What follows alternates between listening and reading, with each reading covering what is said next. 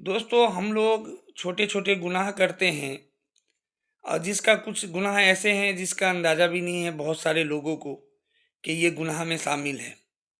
लेकिन वो गुनाह से आपके दुआ की बरकत को छीन ली जाती है, यानी दुआ का पावर ख़त्म हो जाता है और आपको अंदाज़ा भी नहीं लगता। ये छोटे छोटे गुनाह जो हैं, मान के चलिए अपने रिश्तेदारों से बुग़्ज़ रखना कि भाई रिश्तेदार हैं और हम जो है उससे किसी बातों से नाराज़ हो गए हैं और फिर हम सोचते हैं कि हम तो सही हैं, वो गलत है।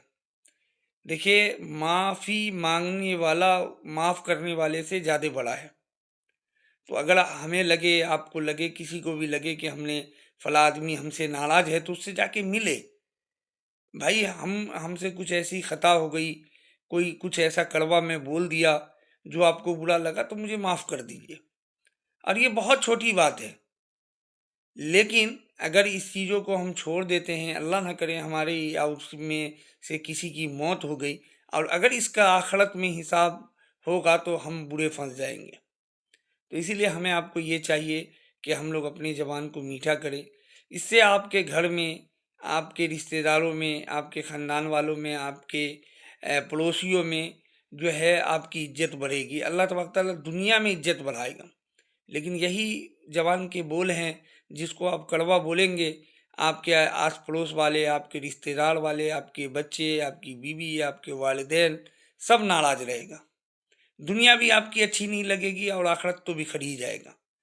और छोटे छोटे गुनाह को हम लोग सोचते हैं कि ये तो हम हक पे हैं, सच है, तो ऐसा ना करें दोस्त। बहुत सारे ऐसे छोटे गुनाह हैं जिससे अल्लाह तबारक तआला एक फरिश्ते को मुकर्रर कर देते हैं कि इस पे लानत भेजो। दोस्तों, जैसे कि आप घुटना के नीचे कपड़ा पहनते हैं। घुटना के नीचे कपड़ा पहनना आपको मालूम है गुनाह है।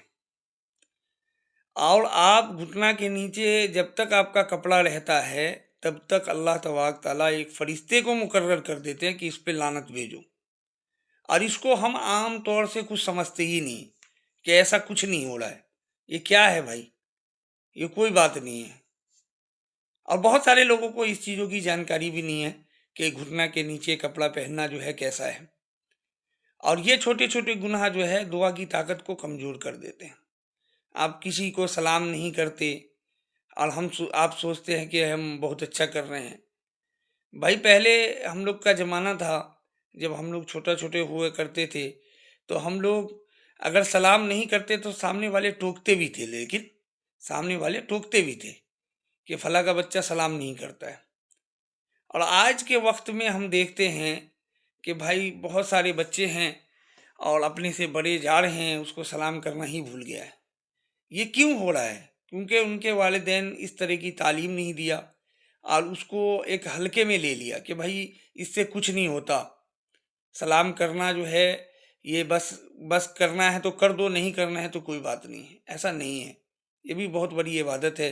अपने भाइयों को सलाम भेजो। इसमें बड़े छोटे का मामला ना होना चाहिए। हमारे यहाँ हम अक्सर देखते हैं कि जो हमसे बड़े हैं वो सलाम करना ही भूल गया है। अपने छोटों को सलाम ही नहीं करते। उसको ये लगता है कि भाई वो छोटा है, वो सलाम करेगा, तो ऐसा नहीं होता है दोस्तों। सलाम का मामला ऐसा है कि आप अपने से बड़े को, छोटे को, अपने से जो आपके ईमान वाले भाई आपसे टकराते हैं, दोस्तों आप जिसको जानते हैं उसको भी सलाम करें, आप जिसको नहीं जानते हैं उसको भी सलाम करें। अपने बड़ों को भी सलाम करें, अपने छोटों को भी सलाम करें। सलाम करने में ये ना देखें कि हमसे कौन बड़ा है, कौन छोटा है। मतलब सलाम करें, ये एक दूसरे को सलामती की दुआ देते हैं हम लोग। तो इसीलिए सलाम को आम करें और पहल करें सलाम के ऊपर कि सलाम हम पहले करें। चाहे वो हम बड़े हैं, हमारा छोटा बच्चा है कोई, तो हम पहल करें। ज़रूरी नहीं है कि वो पहल करे। और अगर हम ये पहल करते हैं तो वो बच्चे का एहसास तो ज़रूर जागेगा कि हमसे बड़े जो हैं हर टाइम सलाम करते हैं और हम जो है उनको सलाम नहीं कर पाते। तो इससे जो है आप अपने माहौल को अच्छा भी बना रहे होते हैं। दूसरी बात है दोस्तों कि जो नमाज से पहले मिसवाक का ज़रूर से ज़रूर इस्तेमाल करें, کیونکہ اللہ کے نبی صلی اللہ علیہ وسلم کی ایک حدیث ہے کہ اگر مجھے میری امت کا تکلیف کا اندیشہ نہ ہوتا تو میں حکم دیتا کہ ہر نماز سے پہلے مسواک کرے۔ دوستو، مسواک کی بہت فضیلت ہے، بہت فضیلت ہے، تو اس لیے مسواک کو عادت بنائیں۔ ہم لوگ جو ٹھیک ہے، جس کو جس طرح کی عادت لگی ہوئی ہے ٹوتھ پیسٹ کرنا تو کریں، لیکن ساتھ میں مسواک کا بھی استعمال کریں۔ جیسے کہ ہمارے گاؤں کے الفاظ میں دتمن کا بھی استعمال کریں۔ تو اگر مسواک کا استعمال کرتے ہیں تو یقین جانیے بہت سارے فائدے ہیں، جیسے آپ کے آنکھ کی روشنی اچھی ہوگی، دانت بہتر ہوگا، آپ کے منہ سے بدبو نہیں آئے گی، آپ کے اللہ تبارک تعالیٰ روزی میں برکت عطا کرے گا، آپ کے چہرے پہ نور پیدا ہوگا۔ بہت سارے ایسے فائدے ہیں جو آپ کو ذاتی زندگی میں ضرورت بھی ہے، تو اسی لیے ہم یہ بھی گزارش کریں گے، تو ہم آپ سے یہ گزارش ضرور کریں گے کہ آپ ہم سب مل کے جو ہے مسواک کو عام کریں، اور ان تمام لوگوں سے جو اللہ تعالیٰ نے قابل حیثیت بنایا ہے، ان تمام لوگوں سے گزارش بھی کریں گے کہ بھائی جس سے جتنا بن سکے، 2 4 10 5 20 50 جو بھی بن سکے، ہر مسجد میں جو ہے مسواک کو رکھیں۔ یقین جانیے رکھنے والے کو بھی ثواب اور کرنے والے کو بھی ثواب، اور کسی کے ثواب سے تھوڑا بھی کٹوتی نہیں ہوگا۔ تو یہ کوشش کرے کہ جتنی وسعت ہے ہماری، جتنی حیثیت ہے ہماری، اس حیثیت کے اعتبار سے مسجد میں 2 مسواک رکھ دیں، 4 رکھ دیں، اور اگر پیکنگ والا مسواک رکھے تو اس کو ایک کو 2 کر دیں، یعنی 20 ٹکڑے سے کاٹ دیں، 20 سے کاٹ کر کے 2 کر دیں اس کو، اور پھر مسجد میں رکھے۔ بہت سارے لوگ آلس کی بنا سے، سستی کی بنا سے مسواک نہیں کرتے ہیں، تو اس کا اجر اللہ آپ کو دے گا، بہتر اجر دے گا۔